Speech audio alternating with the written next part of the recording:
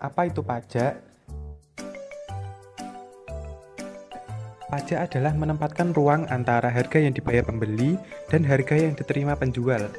Biaya-biaya pajak adalah biaya pajak yang menyebabkan berkurangnya surplus konsumen dan surplus produsen. Analisis ekonomi kesejahteraan. A. Kesejahteraan sebelum pajak. Harga dan jumlah barang berada pada titik berpotongan antara kurva penawaran dan permintaan, sehingga surplus konsumen adalah wilayah antara kurva permintaan dan harga, bidang A, B, dan C. Sama halnya dengan surplus produsen adalah wilayah antara kurva penawaran dan harga, wilayah D, E, dan F. Dalam hal ini, karena tidak ada pajak, penerimaan pajak sama dengan 0.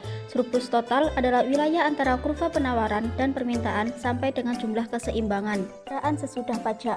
Harga yang dibayar oleh pembeli meningkat dari P1 ke PB.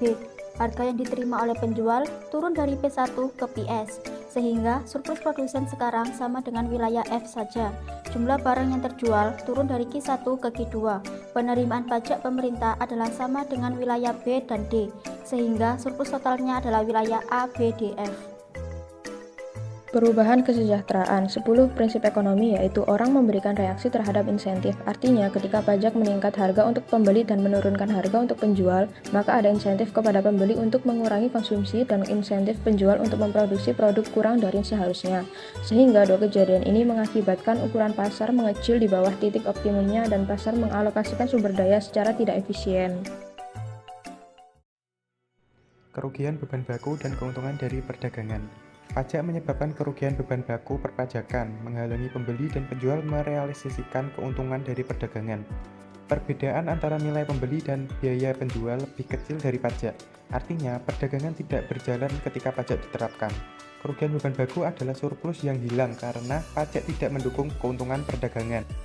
Sebagai contoh, setiap pagi Joe membersihkan rumah Jen setiap minggunya dengan bayaran sebesar $100. Biaya kesempatan dari waktu Joe adalah $80 dan nilai rumah yang bersih bagi Jen adalah sebesar $120. Joe dan Jen masing-masing menerima $20 keuntungan dari perjanjian mereka. Surplus total sebesar $40 mengukur keuntungan dari perdagangan dalam transaksi ini. Joe dan Jen membatalkan perjanjian sehingga nilai $40 adalah murni nilai kerugian beban baku. Ini adalah kerugian kepada pembeli dan penjual di pasar yang tidak ditutup oleh kenaikan pendapatan pemerintah. Dari contoh ini kita dapat melihat sumber utama kerugian beban baku, yaitu pajak menyebabkan kerugian beban baku perpajakan menghalangi pembeli dan penjual merealisasikan keuntungan dari perdagangan. Kerugian beban baku dan pendapatan pajak ketika pajak berubah. Pajak jarang sekali tidak berubah untuk jangka waktu yang lama. Para pembuat kebijakan selalu mempertimbangkan untuk meningkatkan pajak yang satu dan mengurangi pajak yang lain. 1. Pajak kecil. Memiliki kerugian beban baku yang kecil dan meningkatkan sedikit pendapatan. 2. Pajak menengah. Pajak yang sedikit lebih besar memiliki kerugian beban baku lebih besar dan meningkatkan jumlah pendapatan. 3. Pajak besar. Memiliki kerugian beban baku yang sangat besar, namun karena pajak ini mengurangi besarnya ukuran pasar, pajak ini hanya meningkatkan sedikit jumlah pendapatan. Kami mengambil studi kasus di mana orang tua yang memilih kapan akan pensiun dan keputusan mereka sebagian ditentukan oleh besarnya upah ketika mereka pensiun. Hal ini karena upah menentukan insentif bagi mereka untuk bekerja paruh waktu dan berkaitan dengan prinsip ekonomi keempat yang menyatakan bahwa orang tua memberikan reaksi. Dan pertanyaan, gambarkan diagram penawaran dan permintaan dengan pajak penjualan barang, tunjukkan kerugian beban baku, serta tunjukkan penerimaan pajak. Pada diagram di atas, Keseimbangan sebelum penerapan pajak berada di J dengan kuantitas dan harga masing-masing. Setelah penerapan pajak, titik keseimbangan berpindah ke M, dan di sini terjadi kenaikan harga di konsumen dan harga yang diterima penjual turun. Selain itu, jumlah permintaan suatu barang juga menurun karena pelanggan tidak dapat membeli dengan harga yang lebih tinggi. Dengan demikian, permintaan dan penawaran tidak berada dalam keseimbangan sehingga menimbulkan kerugian bobot mati sebesar luas JMQ seperti terlihat pada diagram. Sekarang kita akan memasuki soal dan aplikasi. Misalkan sebuah pasar dideskripsikan dengan persamaan penawaran dan permintaan berikut ini. QS sama dengan 2P, QD sama dengan 300 min P. A. Berapa harga dan jumlah pada titik keseimbangan? QD sama dengan QS, 300 min P sama dengan 2P, 300 sama dengan 2P ditambah P, 300 sama dengan 3P. Di sini P sama dengan 100. Q sama dengan 2P. Q sama dengan 2 dikali 100, dan di sini Q sama dengan 200. Jawaban dari soal di atas adalah QD sama dengan QS, 300 dikurangi P ditambah T sama dengan 2P, 300 dikurangi T sama dengan 3P, P di sini adalah 100 dikurangi T per 3, Q sama dengan 2P, Q sama dengan 2 dikali 100 dikurangi T per 3, dan harga Q adalah 200 dikurangi 2T per 3. Jawaban dari pertanyaan di atas yaitu tax revenue sama dengan 200 min 2T kuadrat per 3 kali T sama dengan 200T min 2T kuadrat per 3. Bisa dilihat di kurva di bawah ini. Jawaban dari pertanyaan di atas yaitu setengah kali T kali 2T per 3 sama dengan T per 3. Dengan hasil kurva sebagai berikut. Jawaban untuk pertanyaan di atas adalah pajak sebesar $200 per unit adalah ide yang buruk karena pajak tersebut berada di wilayah yang penerimaan pajaknya sedang menurun.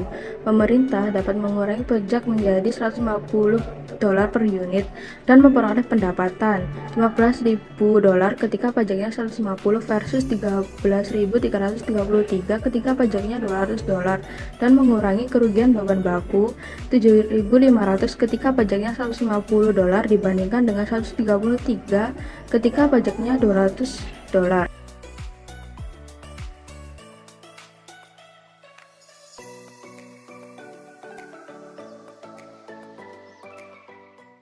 Halo semuanya, hari ini kita ada di Demo Day Wirausaha Merdeka yang diadakan di Politeknik Perkapalan Negeri Surabaya. Nah, hari ini kita tuh mau mewawancarai salah satu booth yang ada di sini. Yuk ikutin keseruan kita. Baik, sebelumnya mungkin boleh perkenalkan diri terlebih dahulu, Mas. Oke, perkenalkan sebelumnya nama saya Pramudia Ferdinand Wijaya. Saya sebagai ketua kelompok dari K51 yang mengusung ide yaitu mikrobubble generator jenggirat yang berasal dari Politeknik Negeri Banyuwangi. Mungkin bisa dijelaskan terlebih untuk produknya sendiri itu seperti apa? Untuk produknya sendiri itu mikro itu yaitu yang bubble yang di dalam air itu lebih kecil, jadi dapat mempengaruhi dalam pertumbuhan pada ikan. Lalu di bidang kesehatan sendiri itu juga untuk baik dalam peredaran darah karena gelembung-gelembung ini bisa masuk ke dalam pori-pori kulit kita. Kalau boleh tahu keunggulan dari produk kakak ini sendiri itu seperti apa dan perbedaannya dari produk-produk yang ada di luar itu gimana? Kalau perbedaannya sendiri dari nozzle kak, seperti ini. Perbedaannya dari ini. Ini tuh kalau boleh dijelasin lebih lanjut ini seperti apa, tentang apa? Kalau ini buat gelembungnya itu kak. Oke. Menurut kakak kesan dari MBK 2023 ini seperti apa?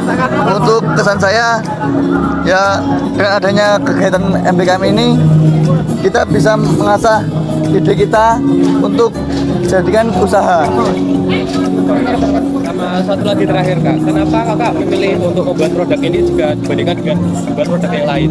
Karena kami sendiri dari kelompok ini semua rata-rata dari jurusan teknik mesin. Jadi itu mengambilnya biar ada satu pautnya dengan jurusan kita. Untuk harganya sendiri apa ada kisaran harganya kak? Untuk yang paling murah sendiri itu dari Fitrasi ini kak. Ini kalau untuk sekarang satunya 5.000, kalau harga normal itu 10.000. Baiklah, terima kasih atas wawancaranya. Semoga usahanya lancar. Ya, baik. Kami akhiri. Assalamualaikum warahmatullahi wabarakatuh.